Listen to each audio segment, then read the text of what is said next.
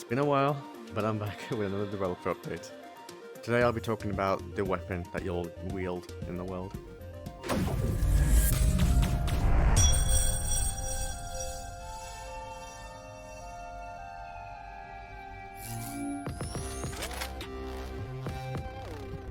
The time weapon has had a massive overhaul since its upgrade to SDK 3, leading to a big impact on the game design.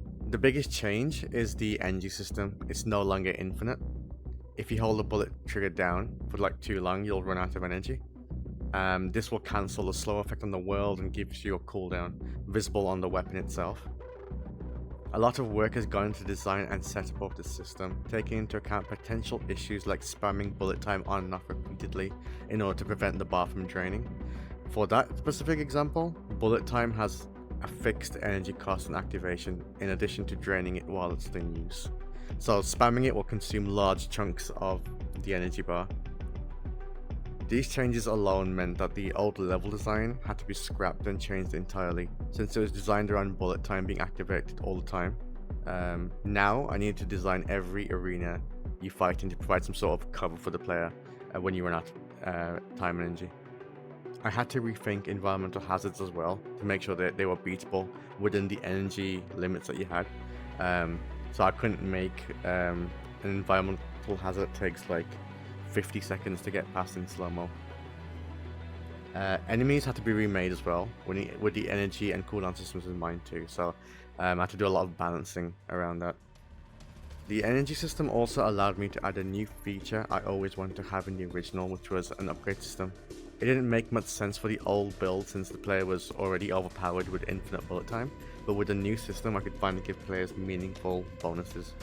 The most obvious upgrade is increasing the max energy you can hold, which means longer bullet time use. Leveling up the weapon is pretty simple, but one that I think adds a lot to the game itself. As you explore the giant facility, you'll come across green glowing orbs called time fragments, which you can absorb into your weapon. Each fragment adds 1 point towards the next level, so think of these like the heart fragments in Zelda. Get enough heart pieces and your HP increases. Works the same way here. Collect 5 fragments to reach the next weapon level, which grants you permanent upgrades. What I really like about this is that most of the fragments are hidden in each level, in secret areas or behind optional battles or optional puzzles, so it allows me to use these as rewards for curious players that like to explore and try everything. And there's a ton of optional content. Players that just want to focus on the main story path will likely only reach level 4 with a weapon, missing out on a further 6 to 7 levels worth of upgrades. There's also a bigger time fragment too, and it looks like a glowing cube. Collecting one of these will give you 5 points, which is a guaranteed level up. These are usually reserved as rewards for boss fights. The third big change to the weapon is tied to the combat system.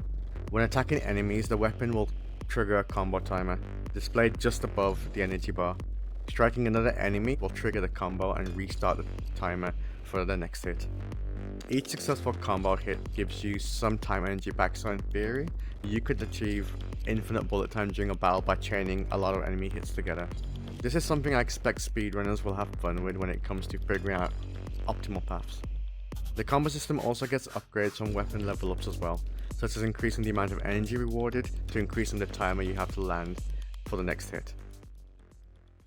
One big quality of life improvement for the weapon, which was missing from the original SDK 2 build, is how the weapon is stored. In the old one, it was an ordinary VRCHAT pickup. Let go of it and it stays there until it's picked up again. So imagine falling down a pit and accidentally letting go of your weapon and then respawning without it. Yeah, it's now hovering in a death zone and you don't have a weapon to slow down time. I had to add a button in the old build to each checkpoint that would respawn the weapon, which was messy, lame, and immersion breaking. Now the weapon, when dropped, gets stored on the player. Simply grab behind the ear to equip it, or press the E key if you're playing on desktop. This means you can re-equip your weapon anytime without fear of losing it. Mechanics aside, the visual and sound design of the weapon has gone through a lot of upgrades as well. Better modeling, texturing, emissions, VFX, sound effects, haptics, effects on punching. I've put a lot of time into making the weapon look, sound, and feel better. The weapon has a handle now, with a visible trigger button that animates. Little vents pop out when bullet time mode is active, where time energy spills out of. The design, just in general, makes a lot more sense now with the story that's in place for this world. And it's not some random looking orb anymore that you kind of held awkwardly with no handle. So, I hope you enjoyed this vid. I'll try to get more out soon. I get too tunnel vision working on making the world sometimes, so it's hard to schedule days where I make a vid like this, but I'll work on improving that. Anyways, thank you for watching, and I'll see you in the next update.